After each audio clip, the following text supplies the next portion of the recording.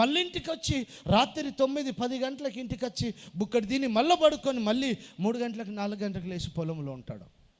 2 ఎకరాలు ఉన్న మన ఆసాములు చూడండి ఎలా ఉంటారో.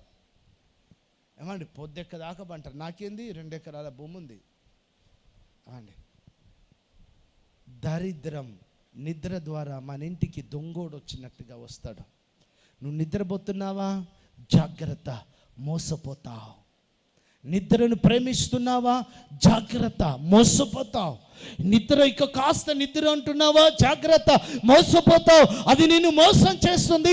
దొంగోడు వచ్చి నీ పొలంలో గురుగులు చల్లేటట్టుగా నీ ఆత్మీయతలను వెతకకుండా నిన్ను ప్రార్థనకు దేవునికి దూరం చేసేటట్టుగా ఇంకా కొంచెం నిద్ర తీసుకొచ్చి నిన్ను పడుకోబెడుతుంది. నువ్వు మార్కులతో పాస్ అవుతావు కానీ జీవితంలో ఓడిపోతావు.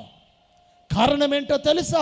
ఉదయాన్నే లేచి ఆ మహిమ కలిగిన ఆ దేవుని పాదాలు పట్టుకొని, అయ్యో ఈరోజు నన్ను దీవించయ్యా, ఈరోజు నన్ను ఆశీర్వదించు ప్రభు, ఈరోజు నేను దీవించబడాలి, నేను బయటికి వెళ్తే నా ద్వారా అనేకులు ఆశీర్వదించబడాలి, నన్ను చూసిన వారు నిన్ను చూడాలయ్యా అని ప్రార్థన చేసే అనుభవం లేని నిద్రపోతులకు దేవుడు ఈరోజు హెచ్చరిస్తున్నాడు.